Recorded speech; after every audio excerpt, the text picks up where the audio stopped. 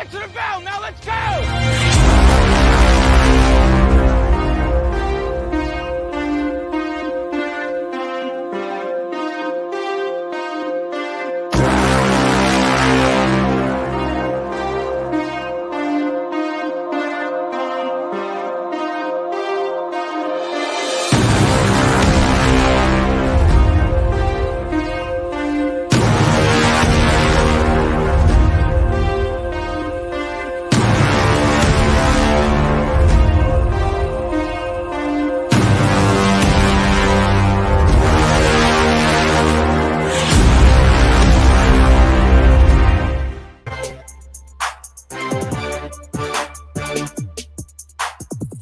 Welcome into Reaction Monday here on Main Street Sports Today, presented by Mid-Tennessee Bone and Joint. I'm Chris Yow, joined by Mo Patton, and boy, what a weekend it was in the world of sports. We have got a jam-packed full show. Mo, how you doing? I'm good. I'm looking forward to this show because we got about 20 pounds of show that we're going to try to shove in a 10-pound bag, I think. So we got a lot going on. Yeah, and that's kind of what we have to do on Mondays. That's the one frustrating thing about having a big weekend of sports is like, how do we get it all in? Well, we probably won't. Don't. Yeah, let's just be honest. We're probably not gonna, and that's okay. We got a whole week to talk about most of this stuff, but it is SEC tournament week. Men's basketball will be here in Nashville for the week and the weekend. Should be a lot of fun. We'll get into a little bit of that. We'll also talk with Brad Schultz, the head of schools at Lipscomb Academy, who reached out to us and kind of wanted to tell his story. And I kind of like it when folks reach out to us and say, hey, you know what? I want to be on your show. Right. And so I couldn't put it down. You just got to go with that. You got to be like, all right, yeah, sure, man. Come on. Come on. You want to tell your story? We're happy to let you. So we're going to visit with him at 3:00. We are hopefully going to have a conversation with TERESA Walker, but she is working on something very important concerning what we want to talk about. So if we get her for 5 minutes, if we get her for 10 minutes, then we'll take what we can get. But we do want to talk about the John Morant situation. Any TERESA Walker is better than no TERESA Walker. Amen. There's that. So all of that, much, much more coming up here in just a few moments. But of course, it is Monday, and that means we've got a lot of scores and a little schedule to get to. And we do that on the rundown. This is the rundown. The Monday Rundown is brought to you by Zion Christian Academy. ZCA offers a faith-based, Christ-centered education in Murray County. Give them a call today at 931-388-5831 or visit zioneagles.org to schedule your appointment today. Zion Christian Academy, prepared for college, equipped for purpose. Friday girls basketball results in D2. It was Innsworth 73, Briarcrest Christian 58, and Knox Catholic knocking off Harpeth Hall 56-46. In boys action, Briarcrest down to NBA 57-23, and Brentwood Academy was a 62-57 winner over Knoxville Webb. Saturday D1 girls action. It was Bartlett 71, Dixon County 51, Blackman down Cleveland 59-29, Bradley Central 61-34 winners over Stewart's Creek. Green Hill ended Brentwood season 36-33, and Clarksville down Whitehaven 56-32. Cookeville down Hillsboro 63-24, while South Gibson squeaked by Creekwood. Katie Embry led South Gibson 38-36. Knoxville Catholic down Zinsworth 64-49 in D2 action. Jackson Southside was a 60-37 win over Murfreesboro Central. Gibson County comes back in the fourth quarter to take out Loretto 65-60. It was Webb School in a D2 state championship game down in Middle Tennessee Christian. How many times did they play this year? 73-43. Westview ended Summertown's year at 58-48, and York Institute beats East Nashville 53-41. Boys basketball action in D2 state championship play. It was Good Pasture 59, Notre Dame 48 in Class A, and in AA, Brentwood Academy down Briarcrest Christian 63-52. In men's college basketball action over the weekend, Auburn defeated Tennessee 79-70. It was Texas El Paso defeating Middle Tennessee State 77-65. Vanderbilt ended its regular season with a 77-72 win over visiting Mississippi State. In the Missouri Valley quarterfinals on Friday night, Friday night? I believe so, yeah. That was quarters? Mhm. Because I thought they played the championship. Sunday. Okay. Friday, All right. Saturday, Sunday. Oh, yeah, okay. All right, there we go. Indiana State defeated Belmont 94-91 in the Missouri Valley quarterfinals on Friday. In early junior college tournament action over at Roane State, Cleveland State defeated Vol State 79-61, and Columbia State defeated Cleveland State yesterday 75-69. Women's college basketball action this weekend. Middle Tennessee State completed a perfect regular season run at Murphy Center with a 72-68 win over UTEP in overtime. With Mo in attendance. With Mo in attendance, yes. Belmont, I don't think there was any That correlation. mattered? Yeah, No. okay. Belmont defeated Valpo 70-67. In SEC tournament action, Tennessee defeated Kentucky 80-71. Got that much needed, according to Charlie Cream, win over LSU. He's tweeted? No, that was what he was saying going in. Oh, okay. 69-67 defeated LSU in the semis, and then lost on Sunday in the championship game to South Carolina 74-58. In ASUN tournament action, Austin Peay defeated Eastern Kentucky 73-55. Lipscomb defeated North Alabama 63-53. They play their tournament on site at higher seeds, so they have a day between. Travel day. Yeah. Okay, gotcha. Very weird. Highly. Junior college women's tournament action, Ball State defeated Columbia State 53-49, and the Lady Pioneers promptly lost to Walter State 90-40. Baseball action over the weekend. Nebraska downs Vanderbilt in the opening game of the U.S. Bank Stadium ordeal that we talked about, 5-3. But the Commodores bounced back 8-7 over Maryland and 4-0 over the host Golden Gophers, which was a combined no-hitter. That's right. It was a no-hitter. Yeah. Oklahoma State swept Austin Peay, and Tennessee took care of Gonzaga in 3. Belmont wins the series against Kansas. 7-5 and 7-4 on Sunday, losing 5-0 in the middle of that. Lipscomb went to Auburn and fell in 3 there. And in junior college play, Columbia State took mighty good care of Roane State, 8-3, 12-5, and then 14-2. Chattanooga State and Vol State split a pair over the weekend. Chargers getting off to a flying start Yes, under coaches Ammons and Crutcher. Good for them. Because they were on our show. Yes, there we go. taking in all the credit. College softball action over the weekend. Tennessee defeated Belmont, Appalachian State, and Jacksonville State. 19-0 over the Lady Bruins, 8-0 over the Lady Mountaineers, and a pair from the Lady Gamecocks, 9-0 and 2-0. Also defeated Belmont 7-1. Belmont scored. There you go. Which is more than anyone else can say about this that weekend. Yep. Appalachian State defeated Belmont 4-3. Belmont defeated Jacksonville State 1-0, and Belmont defeated Appalachian State 5-0. Tennessee State lost to Texas 9-3, but defeated Princeton 8-5. Tennessee State also lost to McNeese State 8-0 and lost to Princeton 6-5. Middle Tennessee State over the weekend defeated Yale 17-3, lost to Coastal Carolina 11-8, defeated Georgetown 6-0 and Albany 6-3. Lipscomb with an 8-0 win over Providence, a 5-4 win over Youngstown State, a 4-0 win over St. Louis, and then lost to Providence 4-1.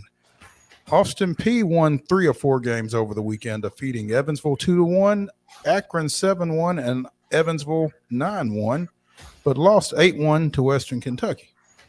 Yeah. I know it's softball right now is a mess. It really is. It's a lot easier in baseball because you're usually playing series. But everybody playing everybody is just crazy. In junior college play, Roane State took 3 of 4 from Columbia State. They won the first one 6-4 and then the second one 7-4. On Saturday, Columbia State took a 6-5 win, and Roane State took that personally by coming back with a 10-2 victory in the next one.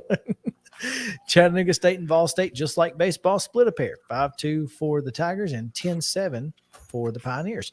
NBA action. The Nuggets 113-97 winners on Friday over the Grizzlies, and the Grizzlies, despite scoring 51 points in a single quarter, fall to the lowly Clippers 135-129. That was the Clippers' first win since the All-Star break. They're awful. Well, and how can you be awful with Kawhi Leonard and Paul George? And Russell Westbrook. Maybe Never that's mind. the reason. Never mind. Now you know why. Never mind. My bad. And in NHL play, just as we all predicted, the Nashville Predators continue their hot streak over the Chicago Blackhawks 3-1. As they show up with "Hi, my name is." Yeah. they've got name tags on, so I don't know. Yeah. Tonight's high school boys basketball sectional schedule of area interest. Blackman hosts Cleveland. These are all 7:00 tips, and they all seem to be in the central time zone, so there shouldn't be any variation from that. Again, Blackman hosts Cleveland. Murfreesboro Central goes to Henderson, Tennessee, taking on Chester County. Van Buren County comes to East Robertson. Fairview going down I-40 to Gibson County. Union City comes to Giles County. Hillsborough is at Hendersonville. Green Hill is at Independence, and Chris and I will be on hand for that one, so you can follow along on Twitter, hopefully. Well, maybe not, because it's a Williamson County school. South Gibson is at Martin Luther King. Laverne goes to McMinn County. That is on Eastern I was just time, about to ask you, and but so I'll let you go. that's probably a 6:00 tip. Yeah. Dixon County making the long trek to Memphis. Hopefully they get some barbecue at some point, but they're taking on Overton of Memphis. Watertown comes to Procone, and Memphis East comes to Rossview. Again, those are all 7:00 starts, and I think Johnny Jackson's got an extra pair of nets, so they should be in good shape for that one. Men's basketball action in the junior college semifinals. Columbia State takes on Dyersburg State. That's a 4:00 tip over at Roane State. So that's going to be Eastern as well. So it's actually it's 4:00. It is 4:00 our time. Yes. Okay. All right. And on the ice, the Predators are out at Vancouver taking on the Canucks. That's a 9:30 puck drop on Valley Sports South, and that is your rundown.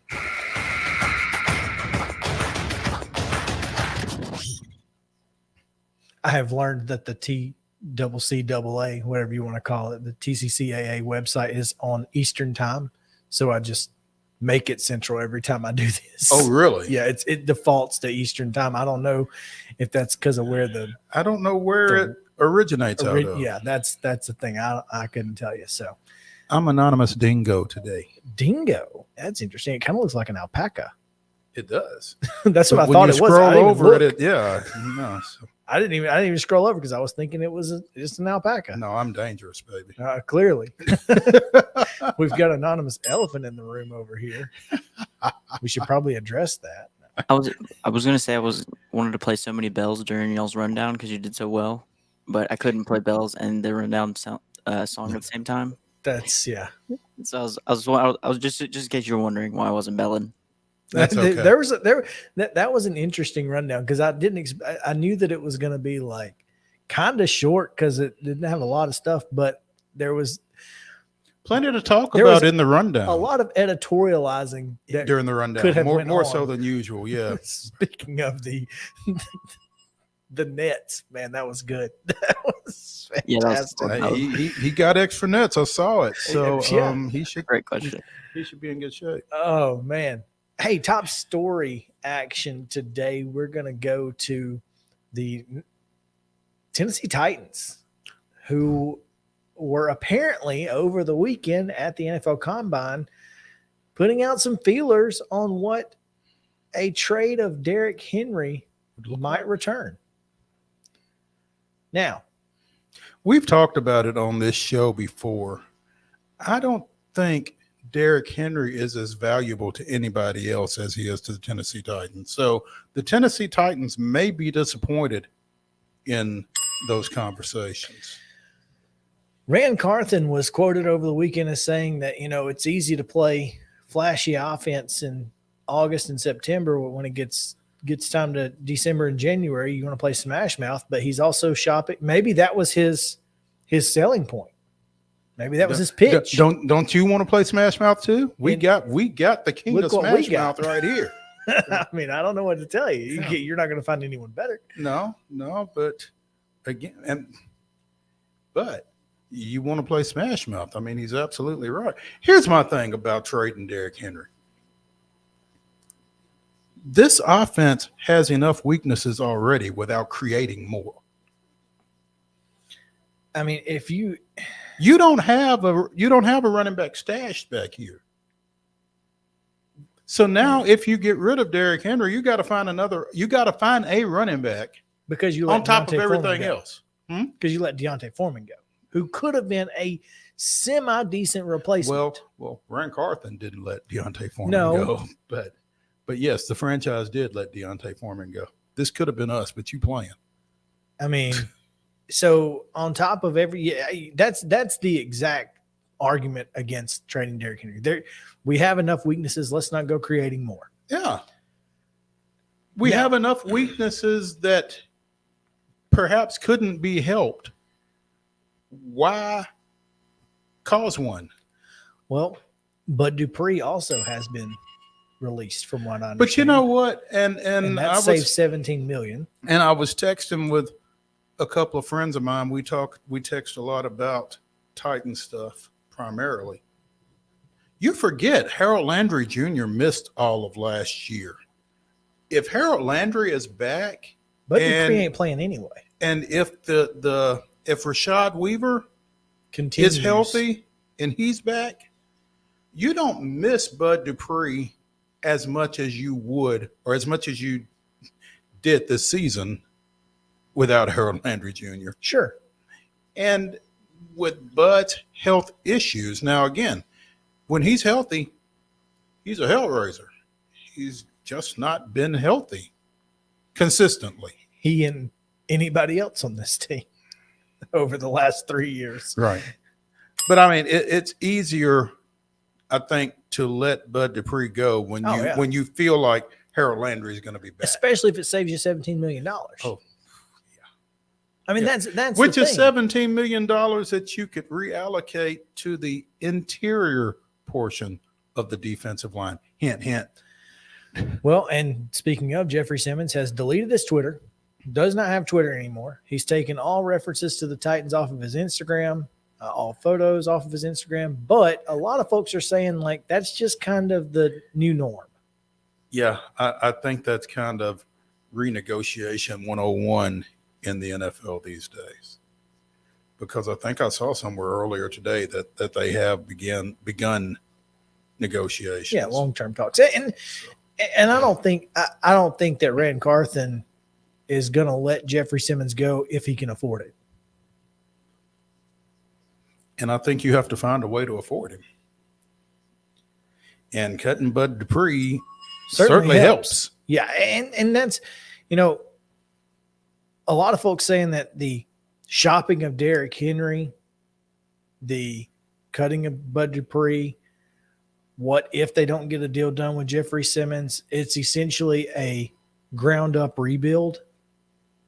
You got to let Tannehill go at that point too. There's no reason to keep him. And, you just kind of suck for 3 or 4 years. And here's the thing. And like I said Friday, we were talking about the Predators. I don't think the Titans fan base is prepared to suck for 3 or 4 years. And I can tell you who else is not going to suck for 3 or 4 years. The Predators? Mike Vrabel. Oh no. He'll leave. No, I don't think he's built for a rebuild, like you said. I think this is a guy who wants to feel like he can win every time he steps on the field. No, I'm not mad at that. Nope. That's the problem with having a great football coach is even when your players are meh, fair to middling, you still win 9 or 10 games a year. It's just like, well, crap. Yeah. So much for rebuilding. He won't let us rebuild. And on top of that, your division stinks. Yes. Which doesn't help. Mm-hmm. I mean, if you were going to be last place in the division, no matter what, sure. but you got a chance to win this thing every time you go out. Every year. So it's really hard for me to get behind a ground up rebuild. Mm-hmm. Anyway, we're going to take a quick break because TERESA Walker is standing by and we want to get to her as quickly as we possibly can. So stick around. Main Street Sports Today presented by Mid Tennessee Bone and Joint. We'll be right back after this.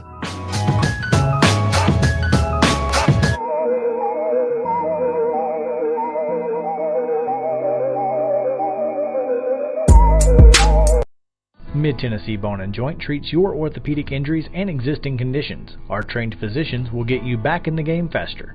Contact us at 931-381-2663 or www.mtbj.net.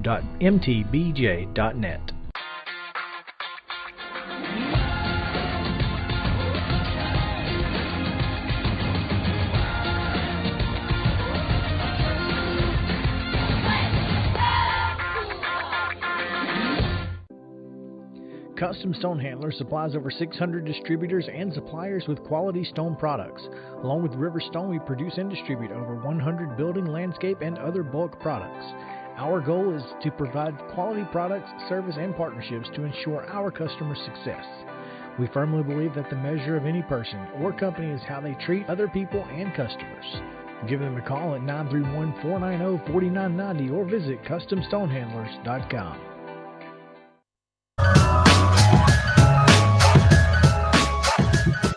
Welcome back to Main Street Sports Today, presented by Mid Tennessee Bone and Joint. That's Chris Yow. I'm Maurice Patton. Chris, you knew you were in trouble when your parents referred to you by your full name. Mm-hmm. Somebody needs to talk to Demetrius Jamel Morant. Well, it can't be his mama. She's half the reason he's in trouble. Well, maybe Dad. Somebody needs to get in his ear because he's at a crossroads right now. And to talk to us a little bit more about it is TERESA Walker of the Associated Press, who returns from the slopes. T, did you have fun? I had fun until the Washington Post front page story hit on Wednesday. Last Sunday wasn't very fun either because, David Poyle, the news that I was expecting at the end of the season in April, it hit in last Sunday. Thankfully, my hockey colleagues took care of me there. But, the whole thing with Ja, it's funny. I saw a lot of posts on social media saying that, the local media is covering for Ja Morant. No, the local media is not covering. They covered this. They covered the information about the fight at the pickup game back in, I think it was in January. Both the Daily Memphian, the Commercial Appeal wrote about it. The Morant family called police, the Shelby County Sheriff's Department, to the location, and no charges were filed from that pickup game. And then the Washington Post story. And let's just say that TMZ also had a report of a sealed lawsuit. And in that lawsuit, apparently, Ja is accused of having come back out of the house with a gun in his belt pocket. But Ja also told police that the teen said that he'd come back to light him up. And here's the thing. Memphis is Memphis. Young Dolph, a very well-known rapper, was shot to death picking up cookies. Last year. Lorenzen Wright, a Memphis native, former Grizzly, was shot to death by his ex-wife, or had him, she was convicted of having him killed, and he was found in a field in the Germantown area. It's Memphis. It's a town that has issues with guns. Tyree Nichols has been in the news, for so long. It's just, there's, and then to see the video, I was literally packing to go, I was at the airport, and it's like, I see Ja trending, and I look, and it's like, oh God. Here's the thing, guys, they are the number 2 seed in the West right now.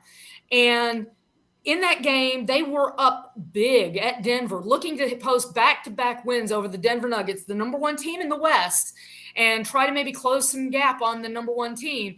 And they blew a big lead in the fourth quarter. They lost Brandon Clark to a torn Achilles earlier in that game. Dylan Brooks gets tossed with a technical, and they lose that game. And hours later, Morant posts an IG video and with an apparent gun in his hand up to his face, shirtless. And you mentioned who could maybe get his attention. Well, I'll say this, maybe Nike, because on his neck was the Job One diamond encrusted necklace that they hand delivered to him at the All-Star weekend when he got his second straight start as an All-Star at the NBA All-Star weekend. So, he's got his new shoe line out last week. Powerade came out, their first athletic thing in 5 years with an athlete, and it's Ja Morant. And so that is all in jeopardy. I mean, even if he doesn't face charges in Colorado, because Colorado gun laws are very similar to Tennessee, it depends on whether this club, whether they, but guess what? The NBA is investigating. And that's, they have suspended players for bringing guns into team locker rooms. I'm trying to remember the name of the guy who got 50 games back in the day for bringing a gun. Gilbert Arenas. Thank you. Into the Washington locker room. So how did soon after that they changed their name? Yes, from the Bullets to the Wizards. Yes. And so the questions the NBA has got to be looking at: how did he get the gun? Did he transport it on the team plane? They were on a road trip. That was not the first game of the road trip. Okay. They started at Houston. They went to Denver, and then he stepped aside for 2 games in LA. But that's the thing. Taylor Jenkins was talking about how he needs to heal. Guys,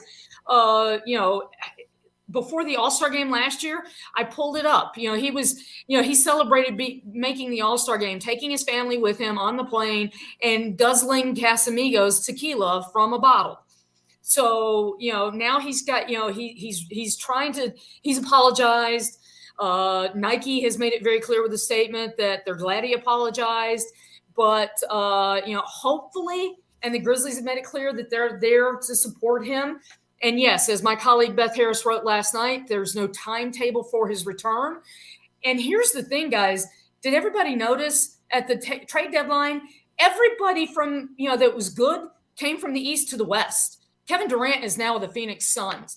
I mean, Steph Curry came back yesterday from his injury. LeBron, maybe he gets back and the Lakers make a run.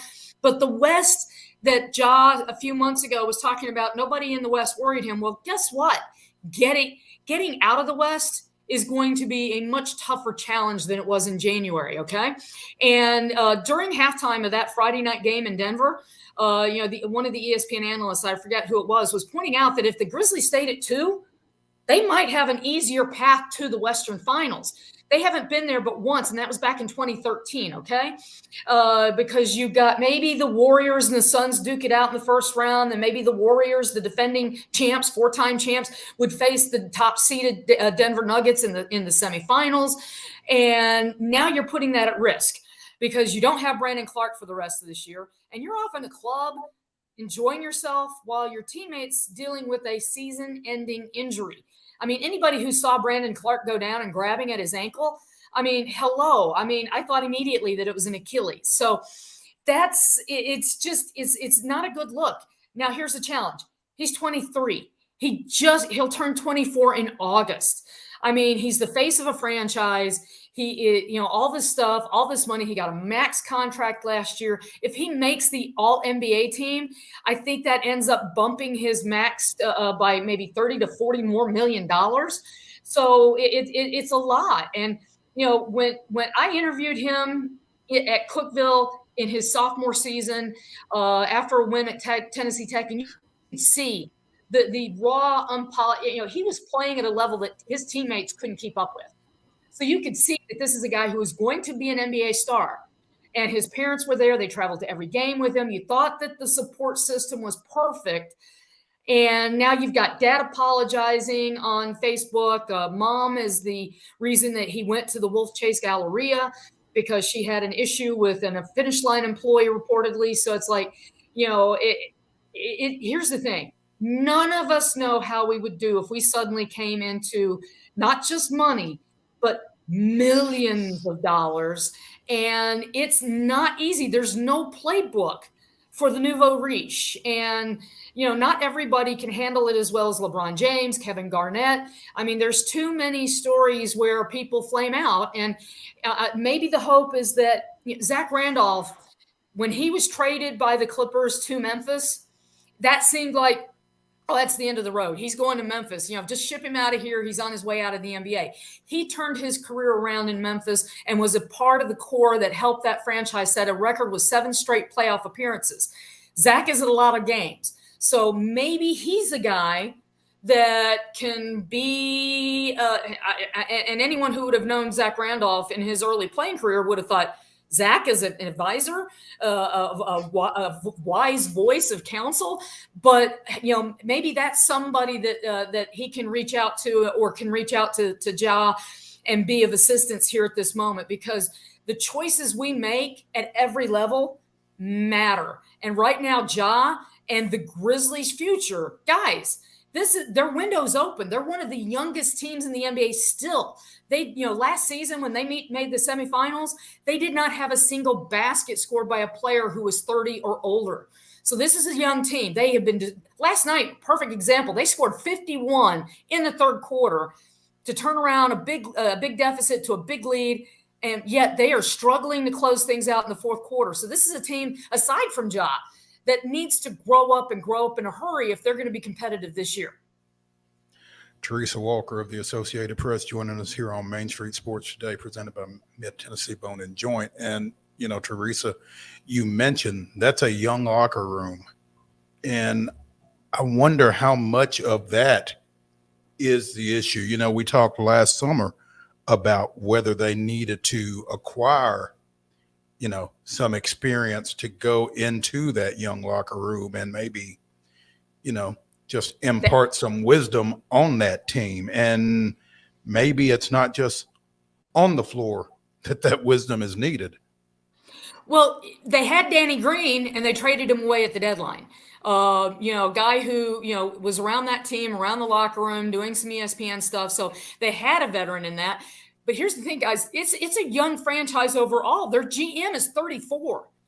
Taylor Jenkins, Foo Fighter fan. I nearly said Taylor Hawkins, the late Foo Fighter drummer. But Taylor Jenkins, this is his first time as an NBA head coach. Now, he started with the Spurs under Popovich. But let's face it, Popovich speaks with decades of experience and wisdom and titles. Taylor Jenkins is a first-time NBA head coach who also worked under Mike Budenholzer with the Milwaukee Bucks and Atlanta Hawks, So that's the challenge, is who in that organization can step up. Robert Pera is the owner. He's a billionaire. He's also young. He had his first billion before he was 30. So, the challenge is who can speak up at this point. And that's going to be the challenge moving forward. So what I'm hearing, I'm working on a story that's going to move tomorrow, but what I'm hearing is that, that hopefully it seems like Ja has gotten this. He had the public apology through his agency on Saturday. I'm hearing that he's reaching out to folks, apologizing to folks individually, which is a huge start. But they don't know when he'll be back. They don't know, this healing. How long does it take? I mean, anybody who's dealing with anything understands that it's not easy. You can't flip a switch and suddenly make things better, right? And when you're on the road in the NBA, there are challenges. It's not an easy life being a pro athlete as much as you might think so. Because I once had this conversation in the Titans locker room with Titans former fullback Lorenzo Neal, that when you make your first million, people you never knew come out of the woodwork with their hands out, and they want some of that money. So you're dealing with those folks. You're trying to draw your circle. You're trying to keep it tight. There was the incident with the Indiana Pacers and Josh said that one of his people got banned from the arena. There was allegations that somebody pointed a laser at the Indiana Pacers party after there were some words during the game with Devontae Pack. So it's like there's been a lot of stuff going. I mean, shoot, the incident in LA with the Lakers, the big incident with Shannon. Exactly. So it's like there's been a lot of stuff going on. And, here's the thing. The Memphis Grizzlies haven't won anything yet. They had, they matched the franchise record in wins a year ago and got bounced in the semifinals. Now, granted, John Morant missed the last 3 games with a bone bruise in his knee, but they don't have anything, that this team has accomplished yet. So, and there's 2, history and pro record books are filled with teams that showed promise, never got to that mountaintop. It's not that easy. Especially in the West. Yeah, right These now, days. Joe Morant, he's not good in the West at this moment. So, yeah, when you look at this team overall over the last 2 years, they've played a lot without Ja Morant. I mean, he was out for an extended period of time last year with injuries and that sort of thing. Is that something that is probably ends up being a good thing for this team? They know how to play and win without Ja. It could be, Chris, because they went 20-5 last year without him. But here's the problem. Steven Adams. Steven Adams, they were hoping he would get back on this trip. Maybe he's back in the lineup tomorrow night in LA. But you've lost Brandon Clark. Dylan Brooks, he was suspended last night because he got his 16th technical foul. Of the season. So he's got to stay better. He's their best defender, but he's got to understand that they are watching him now, right? And, he misses it. He gets another tack. He's going to be gone again. Brandon Clark is probably, their best 6th man, right? He was averaging 10 points off the bench. And, I mean, he was a guy that had been filling in for Steven Adams. So they're down a guy. Now, Tyus Jones showed last night that he can help fill in for Ja Morant. That's why they paid him and kept him around because they gave him starter money to stay in Memphis, right? So they've got that ability. But it is, as I check my watch, it's March 6th, okay? We have just over 6 weeks left in the season, maybe 5, and the NBA playoffs start. And the Sacramento Kings are breathing down their neck. Everybody in the West is breathing down their neck. And that's going to be the challenge. Can they stay close? Can they hold on to the 2 spot? And more importantly, can Ja, focus on basketball on the court and keep himself, under control? He deactivated his social media. That's a good point. That's a very good thing, guys, because, otherwise you could have seen him guzzling Casamigos on a plane going to the All-Star game a year ago. So, I mean, that's the thing. Growing up in the public light is not easy. And he is the face of a very young franchise in Memphis. And, it's not easy. I mean, that city of Memphis during the whole Tyree Nichols thing, the Grizzlies were kind of a break from what that town was going through and the pain and everything. So, it's just not that easy. And, here's the thing. Jaren Jackson Jr. is younger than Ja Morant, drafted a year ahead of him, but his dad played in the NBA. His mother works in the WNBA. So, Ja was trained by his dad who once played with Ray Allen, but, Team Morant didn't make it to the NBA. And they're from Dalzell, South Carolina. And, it's new for everybody. So, hopefully the entire Morant family can help grow from all of this and understand that, it's Ja's name out there, nobody else's. And it's up to him to work through this and find a way to be, is he going to go down the path of LeBron James, or is he going to go down the path of maybe Derrick Rose? Or, I mean, I could name 100 NBA players who, all the talent in the world. I mean, there's some great basketball players that never, ever made it to the NBA. Talent's only a piece of the puzzle. I was looking to see the rest of the split as far as home and away, because the Grizzlies are like 20-5 at home and they have a losing record on the road, and it's 10-10 So gonna have to find a way to win on the road if they're going to keep that 2 spot. That's just the facts, and they've got to find a way to win at the same place they just lost, except with a different court, and that's the LA Lakers tomorrow at 9:00. But they'll have to do it most likely without Ja Morant. Taylor Jenkins said that it was at least 2 games, but there's no timetable, so we don't know when we'll see Ja again. Hopefully, Steven Adams is back in that lineup.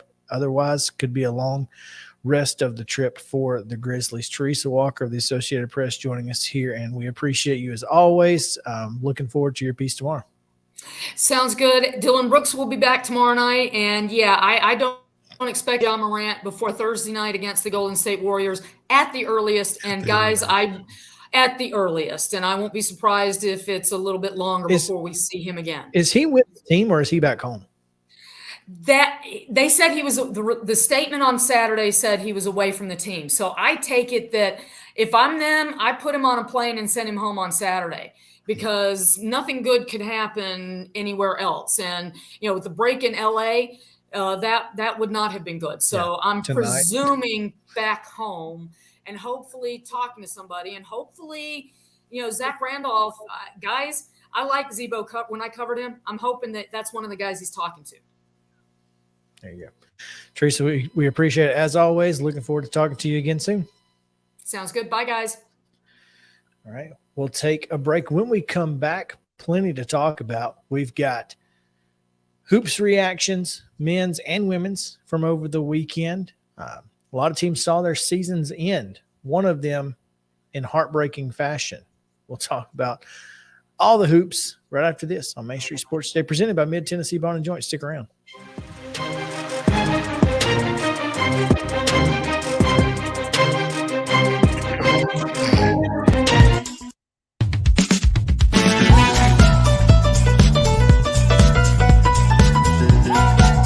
Jones & Lang Sporting Goods here in Columbia has been outfitting teams, officials, and anybody else from T-ball to college for 50-plus years. Be sure and check them out at 931-388-8060 or online at jonesandlang.com. Jones & Lang Sporting Goods, the look of a winner. Zion Christian Academy, zioneagles.org or 931-388-5731. You can schedule your appointment. Go tour their campus. It is beautiful over there, and you're definitely going to want to see it. Again, it's zioneagles.org. Give them a call, 931-388-5731, and schedule your tour today. A game without a crowd is just a scrimmage. A performance without an audience is just a rehearsal. Without your presence, high school sports and the performing arts aren't possible. Ensure that these essential extracurricular activities continue to enrich the lives of students in Tennessee. Purchase a ticket to your local high school's game or performance. This message presented by the TSSAA.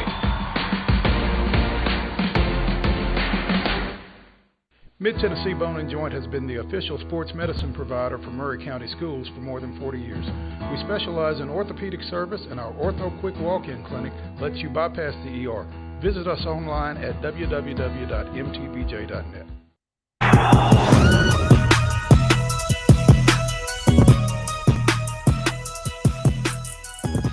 Welcome back in Main Street Sports Today, presented by Mid-Tennessee Bone & Joint. Time to talk a little bit about the weekend that was in college hoops, Mo. And just as we expected, talked to Tobias Wilburn on Friday with Auburn and Tennessee. It was a much better basketball game than the one they played at Thompson Bowling. Tennessee on the wrong end of this one, 79-70, the final, probably solidifying Auburn into the tournament if I had to guess. Tennessee kind of in, speaking of crossroads, a little different, but they're kind of at a crossroads as a team right now. They've got to find a way to make it work without Zakai Ziegler. Yeah, and Saturday was the first full game that they've played without him, right? It was the previous game where he sustained the knee injury that ended his season. So, I mean, this is a tough time to be reinventing yourself. And they don't really have a second point guard. I mean, they freshman trying to come in and play that role, a guy who hasn't played much at all this year. He didn't play much at Auburn. They just kind of played without a point guard. Yeah, I mean, you've Saturday.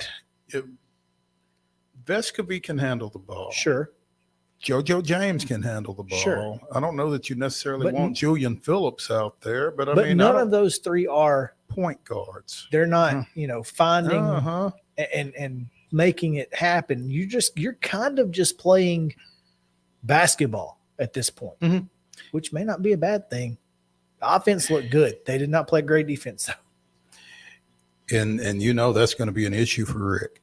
But it's just, again, they've played without people all year long. Now they've got to play without Zakai. And I don't know how you get to be, a top 10 team or a fringe top 10 team with only one point guard. But that's kind of where they're at.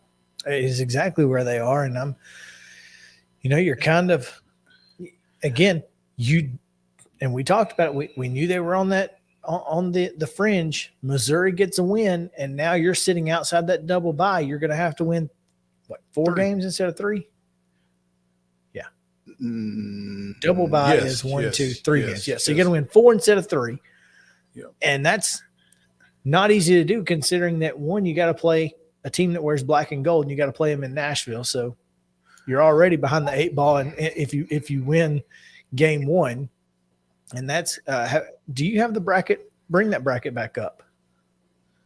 You had it up, and I didn't pull it up. To they see will it. play the winner of South Carolina Ole Miss on Thursday, which you feel pretty good about.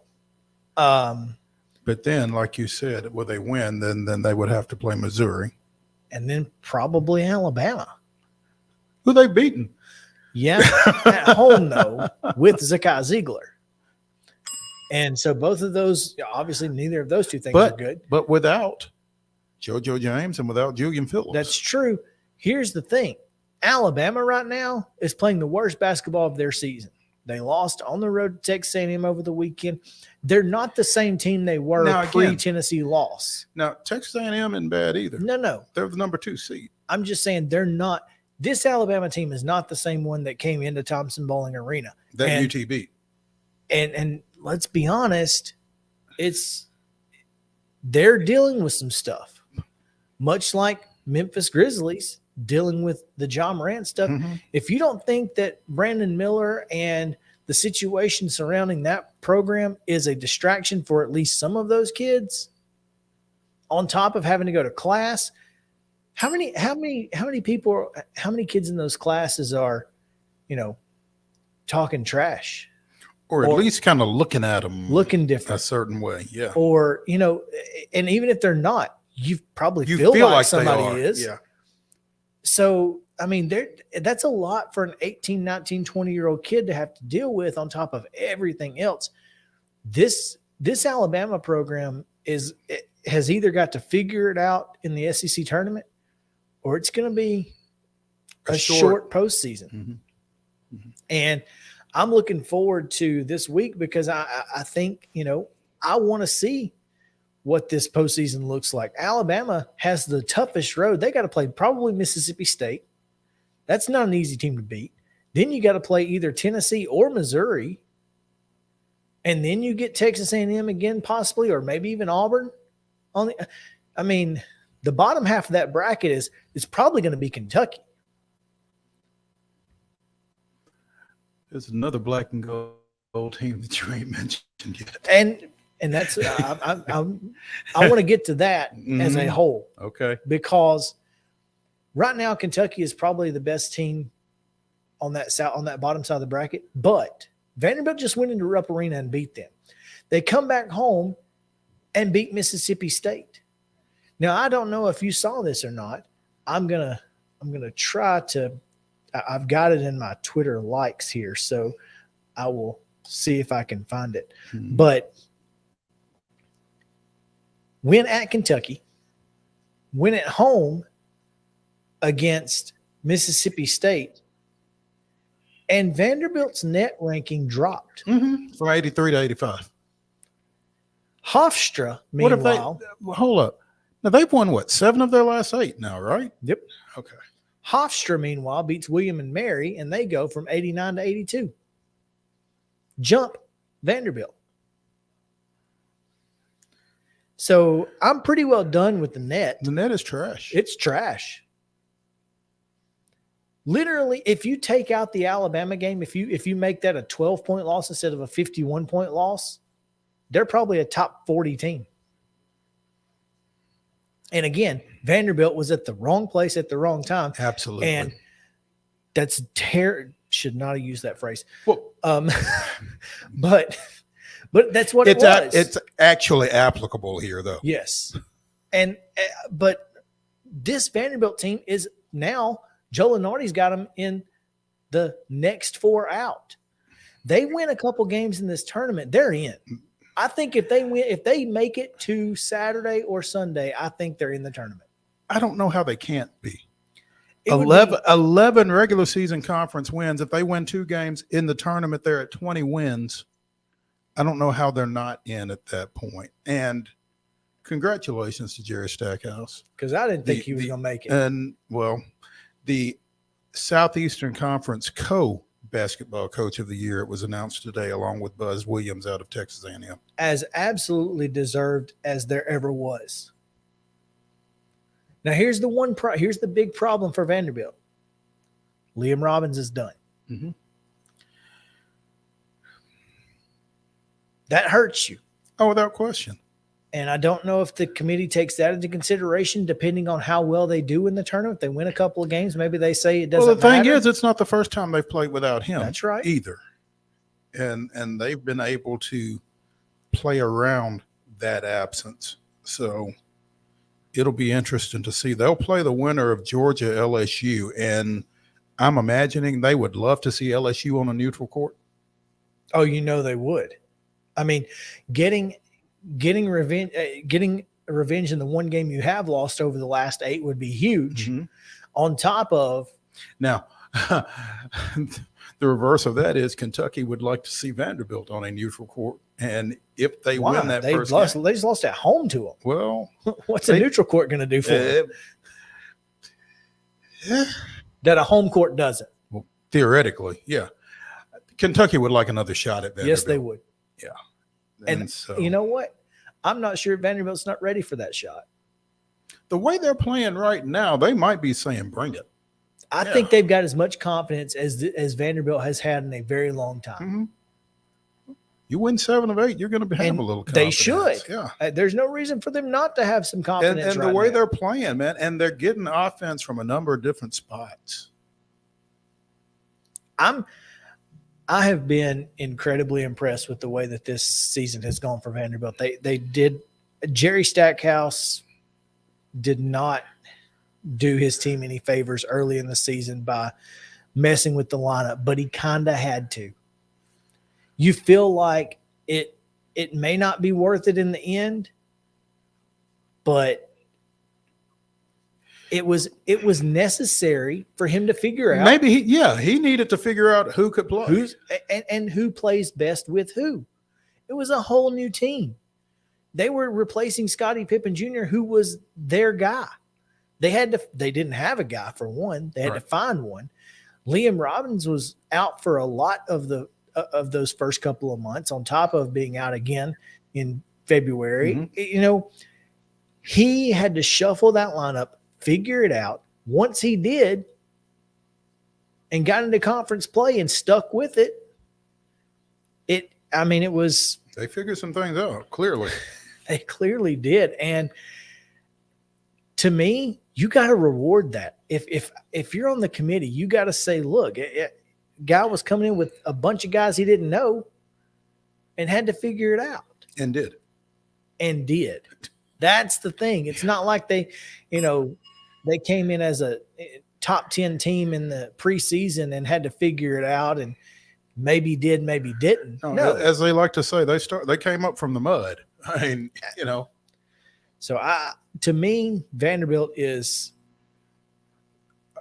at least a bubble team. They are very bubbly, as Jerry Palm said last week, I think.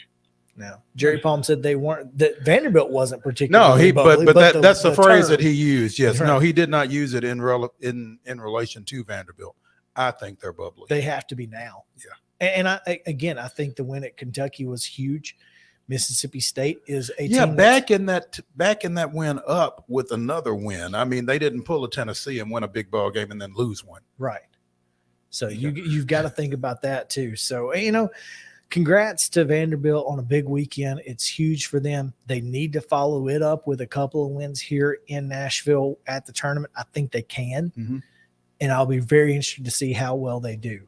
Now, speaking of teams that won a couple games in the tournament, we talked about it in the rundown. Tennessee's Lady Vols get a big win over Kentucky. Had to hold off the Lady Wildcats. Kentucky's women are different this time of year. They're very ferocious. Yeah. There was some issues in that game. Yeah, they with the hair pulling and whatnot. Coming off of the Florida game the day before. I mean, Yeah. they got a little bit of an edge there. So And well, I mean, if the officials aren't gonna make you not do it till you can get away with it. it's I only guess. illegal if you get caught. That's right. So, and honestly, after getting drubbed by Tennessee at home, they probably had a little fight. Mhm. We want to beat this team. So Tennessee being able to hold off Kentucky was huge. And then of course the win to get to the championship over LSU. After being down 17. Yeah, they were down 17 points in the game. Come back, get the win over a top 5 team. Mhm. I think they're It was their three first. That or- was their first top 25 win. Period. First But win yeah, over a ranked team LSU I all think year. was number 5. And so, you go into the SEC championship for the first time since 14, I think. I think so. And I'll be interested. I mean, again, Charlie Cream said that they needed to beat LSU to get to the championship game to give themselves a host. shot at hosting. And I've not seen his latest brackets. I don't know if he's updated his brackets, but I'd be interested to see whether or not they have played their way into a host a side. 4 seed Yeah. at least. And it is out, right? Oh no, wrong. Sorry. It says 2 days ago. False alarm. That can't be right. Why would it be on the front page if it's I don't know, but he hasn't tweeted since. he hasn't put Midday anything out yesterday. since 8:30 last night. So I don't know. have you seen this 8:30? Mm-mm. He's got Tennessee at a 5 in Villanova. So that's where he sits right now. And I guess there's still some stuff that has to play out Sure. between now and the announcement because not everybody's done. Correct. So Real quick before we take this last break while we're talking college basketball, I want to say how unfortunate it is Tennessee Tech's season ended the way it did. You thought you got a 3-pointer at the end of the game to win it. And it turns out it was, in fact, a 2-pointer. Pretty obvious that it was a 2-pointer. There's no real argument there. It was a 2-point shot, ties the game, and then losing 89-82. Because after you celebrate winning, it's real hard to get back up. And the other team is like, we got second life on top of everything else, and it's just really tough. And so, who did they? SEMO. SEMO with the OVC championship win, number 5 seed in the OVC. Number 7 seed Campbell nearly pulled off the upset too in their conference tournament in the Big South. In the Big South, but did not. So a 7 seed would have been rough. That 5 was, is bad enough. Asheville won that, right? UNC Asheville With a couple of guys from East Tennessee. One former Vol, Drew Pember. And Drew Pember. Yep, that's right. So anyway, we take a break. When we come back, the head of schools at Lipscomb Academy, Brad Schultz, will join us here and talk a little bit about their recent sanctions from the TSSAA and what happened and why. So stick around. Main Street Sports Today, presented by Mid-Tennessee Bar and Joint. Back after this.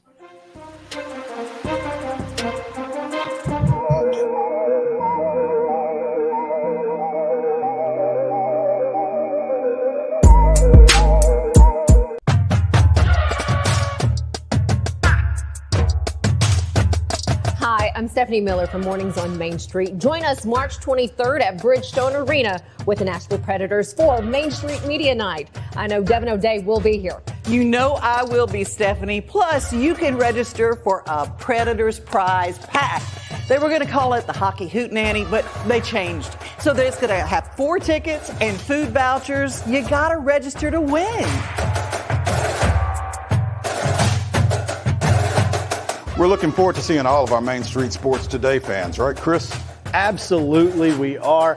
And we could not do this without, of course, our owner, Dave Gould, and our friends here at Smashville.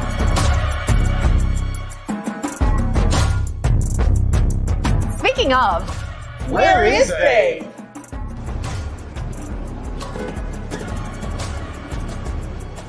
we will see you March 23rd for Main Street Media Night. Let's go, Prince!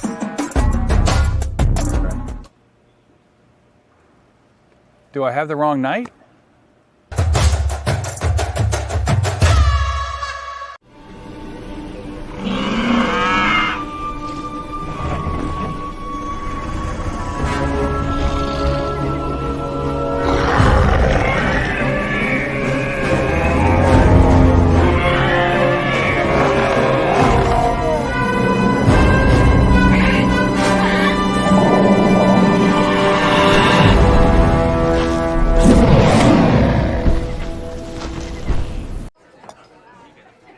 You've been putting back a few, and a few becomes a few too many. For a moment, you think about calling for a ride. Nah, you live nearby. What's the worst that can happen? You get pulled over, your insurance goes up, you lose your license, you total your car, you kill someone. Walmart Supply Chain is hiring in Lebanon. Earn up to $22.25 an hour when you join our new fulfillment center. Enjoy competitive pay and premium perks, including 100% paid college tuition, 401k match, flexible schedules, a free Walmart Plus membership that includes discounts, and free Paramount Plus, paid time off, and so much more. Fulfilling work starts right here. Text JOIN to 240-240. That's JOIN 240-240 to apply now.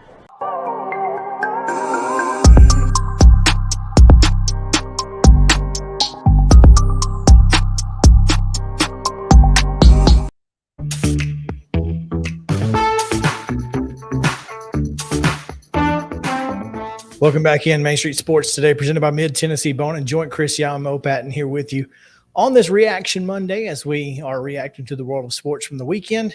But we'll also look ahead as well because high school hoops tonight, sectionals. We'll send 8 teams to the Glass House in each classification. And unfortunately, 8 more will see their seasons end and they'll hang up the tennis shoes for one last time. Yeah. It's a tough night. It's not quite as tough as region semifinals, I don't think, but it's tough nonetheless. It's pretty emotional. So. Yeah. And as we do just about every day, we take you from preps to pros and everything in between. So right now we are going to take you back to the prep ranks where we are joined by the head of schools from Lipscomb Academy, Brad SCHULTZ, who I believe is not. Are you out of town, Brad? Are you joining us just on vacation or something? What's I'm up? in Colorado Springs, so I'm here for a conference. I'm glad to break away from that to be with you guys. Well, we've had a guest from Seattle, so he's not the farthest off. Actually, we've had a couple, I guess. Yeah. But yeah. How's the weather out there? It's cold when it's dark, and it's pretty nice and sunny when the light's out. So it has a big variance for sure. There you go. Tough to pack. It is. You got to pack everything. Yeah, that's never any fun. Well, Brad, thank you for taking time with us today because we wanted to talk a little bit about obviously the recent sanctions on your school's athletic programs via the TSSAA for a promo video that you guys had regarding one of the programs that you offer at your school. And it appears that the issue regarding the TSSAA is you guys featured a girls basketball player when promoting this particular program, and it has now effectively ended postseason hopes for your entire program over the next couple of years. Tell us a little bit about, what you guys were told and how this came about. Well, first thing, it does not end any postseason hopes. Okay. We're on probation. So, obviously we don't need any additional violations to come our way, but certainly not as extreme as that. That would be a much concern for sure. But no, I mean, it's something, honestly, the program itself is something we're extremely excited about. The Endeavor program, which allows, what we say is allows our students to do more. They endeavor to do more. And we try to create opportunities through scheduling for those students, some online learning opportunities to allow them to chase their affinities. And so we have students who are part of so many different, those affinities go to so many different areas. We had one student who was basketball. And so we have these videos ready to roll out. And that just happened to be the first one we rolled out. And we have students who are in marketing internships. We have some that are in the equestrian field of horse training. They also do horse therapy. We have some who are interested in marketing internships. We have some who have jobs. And so we just try to create flexibility to let them chase after those. And in this case, we started with one of our basketball players. And so the violation wasn't with the Endeavor program. It was more that it solely focused on a basketball player. So the question that you had in the aftermath of the TSSAA's decision, Chris, was, and it sounds like Brett may have just answered it, by it focusing exclusively on a student athlete, that was where the rub was with the TSSAA. If there had been other students and other affinities featured in the video, might it have not been an issue, Brad? Is that what we're understanding? That's correct. And so, what we shared with them, and the TSSAA actually, and they agree this was one piece of an overall marketing plan. So they saw all the pieces and they said, yeah, we agree, you guys have a marketing plan around Endeavor that hits all these different areas, but because this one focused solely on basketball, it was a violation. Obviously what we shared was social media. What's your attention span? You guys probably have some stats on that for someone on social media. I'm guessing it's 20, 30 seconds. And so what we want to do is roll these out in digestible chunks. And so that people could watch that, soak that up, and then we could roll out another one and then another one. And so, the concern would be if we put them all together, it'd be a 3-minute video, which maybe no one would have looked at, but they will watch these 30, 15, 20, 30-second videos. And so, but it's that did match their violation. The rule or the bylaw that we violated is this: any social media post that encourages prospective students to consider attending school. So, that one's, something to chew on there with that bylaw. But based on this, that was the violation they said. So basically the TSSAA deemed it a recruiting tool, and by you guys posting it saying we have this program, they're saying you were basically trying to attract student athletes to your school via this program. And it sounds like that's not necessarily what your goal was. No. Not with the Endeavor program. It's honestly to help any of our students. And, obviously the majority of them are current students, right, that are taking advantages that are students already at our school. And so it's clearly a very attractive program our students have leaned into. This next year will be our 3rd year. So the first year we rolled out and we had 19 students participate in it. This current year we had 41. And this upcoming year, just with current students, we already have 52 applying, and that's not even new students that might apply. So really, our goal is just to promote this program with our current students, and it's not just for athletes. And like I said, the majority of the students are not necessarily athletes. They're taking advantage of it for many different reasons. Brad, we're speaking with Brad Schultz, head of schools at Lipscomb Academy, here on Main Street Sports Today, presented by Mid-Tennessee Bone and Joint. Brad, are you seeing prospective students that are coming to you wanting to get into the Endeavor program, or is it primarily students that are already on campus, already enrolled in school?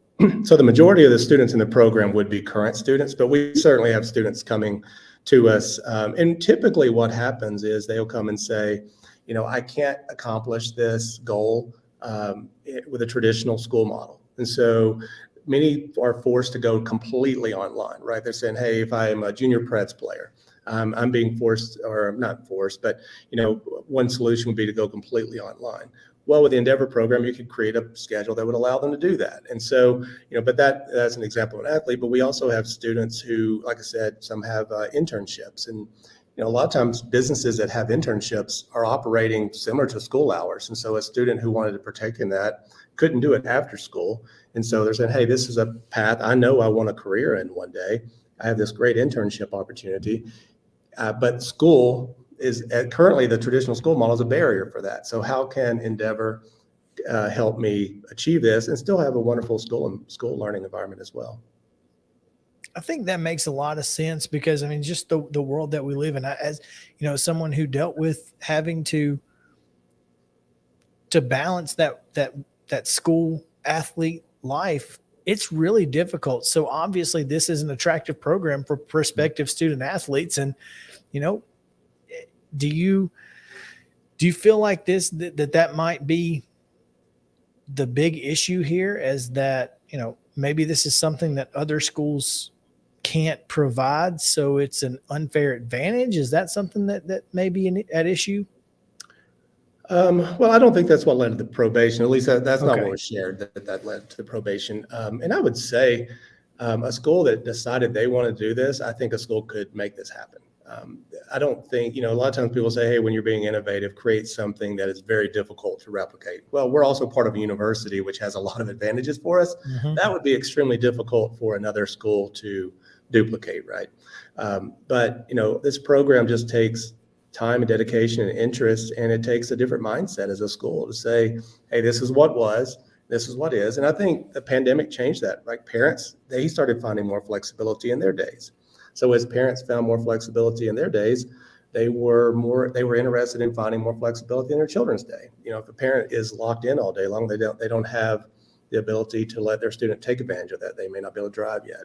Obviously, if students drive, it opens up even more possibilities. But anyways, I think this is an extreme interest. I think it is not something that couldn't be replicated. So I don't think that's exactly what led to the probation. Or I know it's not. Fantastic. Well, it does sound like a fantastic program, and I certainly would have taken advantage if I'd had the opportunity when I was in school. There's no question there. And I think what you guys are doing is very beneficial to both student athletes, but any student with an extracurricular activity that needs some extra time. I mean, there's only 24 hours in a day, and I need to sleep at some point. So, well, I just think that the innovative, you know, the willingness to think outside the box to create some other opportunities like this, I think that's, you know, certainly something to be commended. Thank you. It's just unfortunate that it led to something like this. But if there are no postseason implications, which I think is a massive bit of information there, that certainly could change some things as far as, you know, it cushions the situation. It does cushion the blow a little bit, I would think. Oh yeah, and you know, we've asked for greater understanding. We've asked for more training, and so our goal, of course, is, you know, with marketing and any aspect of the school and our coaches as well, just to be sure we don't have any more inadvertent violations. So we're being very diligent about that, and we don't foresee anything in the future either with that. You almost got to have a compliance director, huh, Brett? I will tell you, you certainly have a mini checklist we go through before anything rolls out, which is good, you know, but you also limit your creativity sometimes too, but it's still good. We try to double check, triple check things before we send anything out. I will say this, I would probably have somebody go ahead and grab Academy Lipscomb on Twitter in case somebody else tries to grab it. I know that you can't use it, but I think somebody on staff might want to grab it before someone else does. That's all I'm saying. Somebody's gonna hold that hostage from you. Yeah, really That's tough. That's tough. Brad Schultz, Lipscomb Director of School, joining us here on Main Street Sports Today, presented by Mid-Tennessee Bone and Joint. Joining us from Colorado Springs. That's right. What is it you're at specifically out there? Yeah, so I'm at a conference. It's called the National Christian School Association, and so it's a conference that's put on by that organization.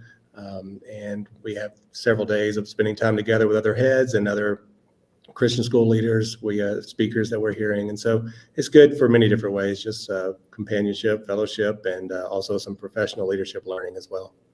That's awesome.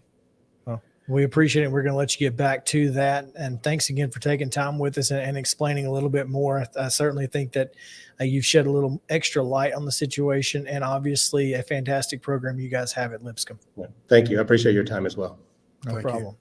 All right, we'll take our final break of the day coming up. Nashville Soccer Club has a couple of new owners. We'll talk about that. Isn't that wild? The Major League Baseball over the weekend, some folks pulled some stunts just to see how Major League Baseball would react. So we'll see and talk about that as well. Also, friend of the show, Bruno Reagan.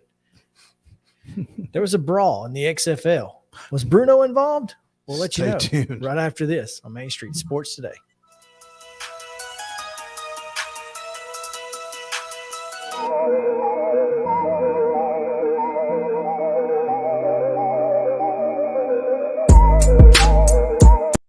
Mid-Tennessee Bone and Joint treats your orthopedic injuries and existing conditions. Our trained physicians will get you back in the game faster.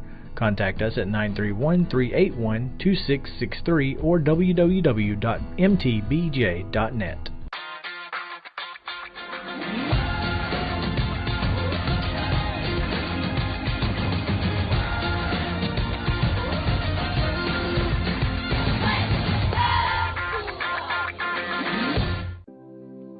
Custom Stone Handler supplies over 600 distributors and suppliers with quality stone products. Along with River Stone, we produce and distribute over 100 building, landscape, and other bulk products. Our goal is to provide quality products, service, and partnerships to ensure our customers' success. We firmly believe that the measure of any person or company is how they treat other people and customers. Give them a call at 931-490-4990 or visit CustomStonehandlers.com.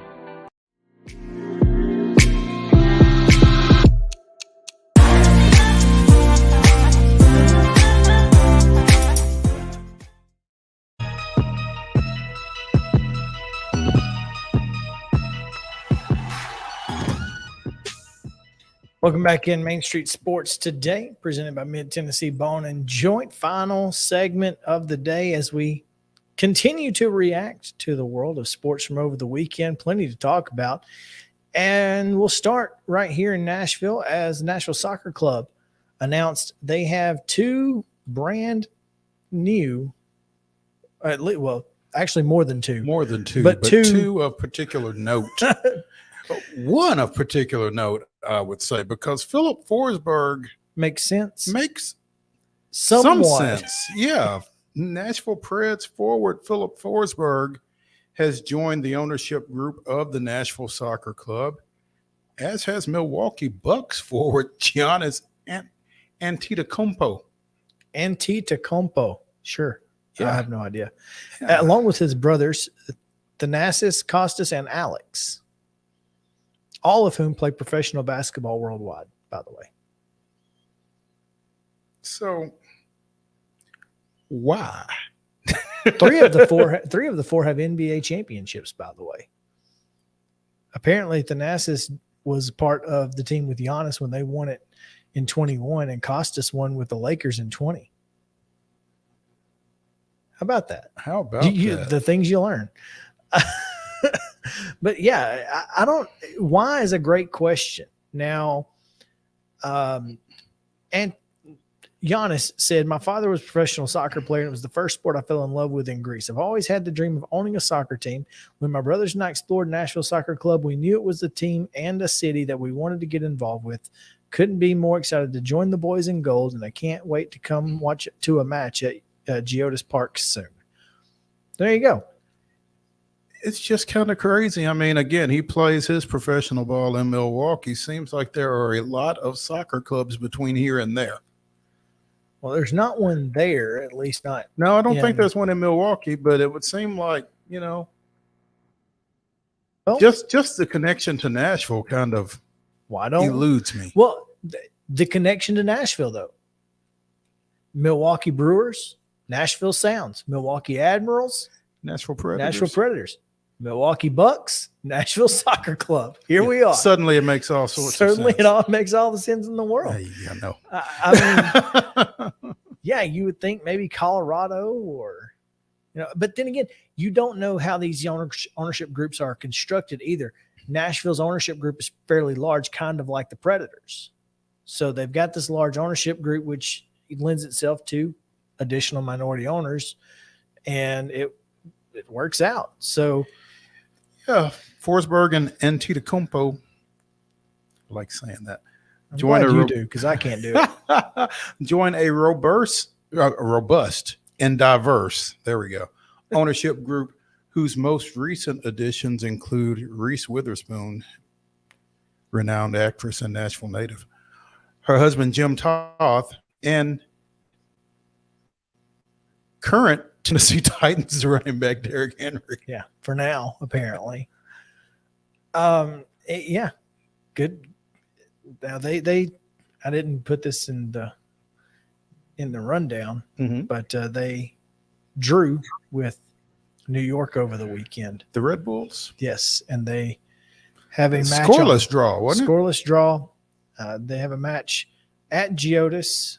It's on Apple TV this weekend on Saturday with Montreal. So, guess if you want to get out to Geodis and weather the parking situation, you have an opportunity to do that. So, after that, they are at New England the following Saturday before returning to Geodis on March 25th to take on Cincinnati. And hopefully somebody will bring some Skyline. Not a Skyline chili fan? No. Nah, it doesn't bother me. I don't hate it, but I'm not going to like drive to Louisville to go get it. No. No. It's not terrible though. I'm It's okay not with terrible, it. but It's just, it's not like I would drive to Louisiana for certain things, to New Orleans for like a particular beignet or something, but I'm not driving to Louisville for chili that's loaded with cheese. Yeah. I can do that at home. So, anyway, congrats to Phil and Giannis.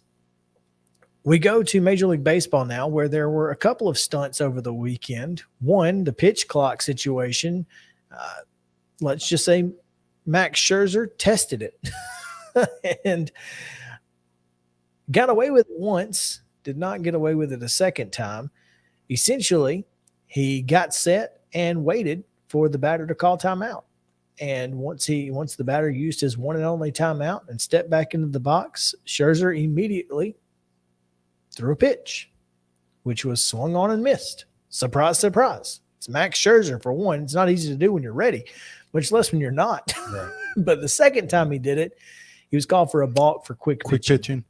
Here we go. And I think that's going to be the way around that. I don't think that's exactly a loophole that pitchers are going to be able to exploit. Yeah, I mean, that's still here's the video. That's still a safety thing, I think. Yeah. And see, honestly, that one was, it was kind of iffy. This time right here, he gets set, right?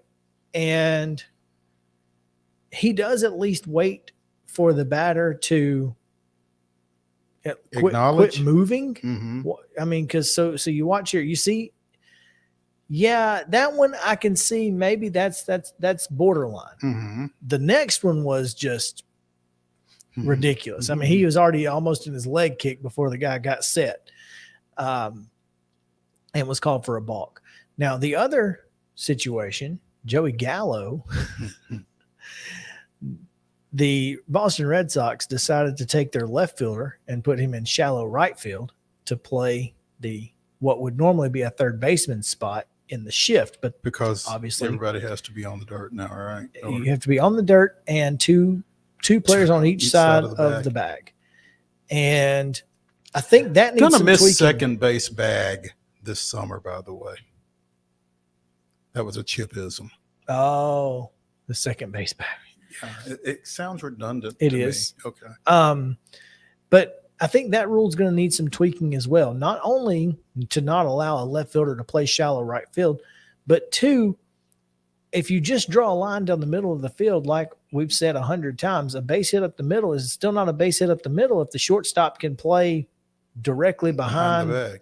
second base, or at least one step to the right of it. Mm-hmm. There's going to have to be a pizza shape to force teams to that play you outside. can't play of it. within. Right. You Otherwise, got to be outside the pizza wedge. right. Otherwise, there's going to be that hit up the middle that everybody's. It's no longer a hit up the middle. Still not a hit up the middle. Yeah. Now, are left fielders going to be able to play shallow right? I don't know. But imagine being a left fielder and having to go all the way to shallow right field for Joey Gallo just to strike out. You'll take that, though. That's a lot of running. Can we just like move? Can we move me to center and let the center fielder slide over? I mean, just something, because I'm just saying. Why I got to go? Why do I have to go? Why I got to go? What I do? So I'm, whatever. But anyway, those are pretty funny. I'll be curious to see how Major League Baseball addresses these loopholes. Mm-hmm. Because you're always going to find one. That's right. Well, anybody that's trying. And if you ain't cheating, you ain't trying. That's right. Finally, there was a brawl over the weekend in the XFL. Justin, roll that beautiful bean footage. Flaring the entire game. It's been very chippy. This is really unfortunate. This isn't what the game's about. Let the record show. Number 64 was not involved. Number 64 being friend of the show, Bruno Reagan. He was not involved in the brawl. 8 players were ejected in this situation, and Bruno not being one of them. And it was probably the most XFL thing that could happen. Let's just be honest. I mean, if we're going to have professional wrestlers owning football leagues. There you go. Apparently there was some by the way, defenders down the St. Louis Battlehawks 34-28. And the Battlehawks were doing one of those 4th and 15 onside kicks. And that's when sides went after each other, fists of flying. And coaches got involved, trying to get their players to the sidelines. Rodler, Brian Hill, Francis Bernard, all ejected in the situation. AJ McCarron was apparently sacked on that 4th down attempt for a loss, sealing the win for DC. And the beer snake, by the way, made its return, which is always good. That means no lemons made their way on the field. DZ's just had all kind of issues this year. They throw in lemons in week 1 because they took the beer snake away. And then the ownership group found a way to get the beer snake back. And then the players decided to fight. So I don't know, but anyway, and that's it. That's it for today's show. We appreciate you guys hanging out with us. It's been fun and quite informative. Yeah, we learned a little something. We did. We won't have Chip Walters tomorrow, by the way. He'll be on a plane to Frisco. That's right. So we got to come up with some folks to talk about, but we will talk a little college football tomorrow because the Big 12 is courting some Pac-12 teams. Pac-12 is still on the verge of maybe a TV deal with Apple and Amazon. Chip Kelly with all kinds of stuff. And, of course, the SEC tournament is getting ready to start. So all of that and more tomorrow here on Main Street Sports Today, presented by Mid-Tennessee Bar and Joint. We'll be here at 2 p.m. Come join us. Until then, we'll see you then.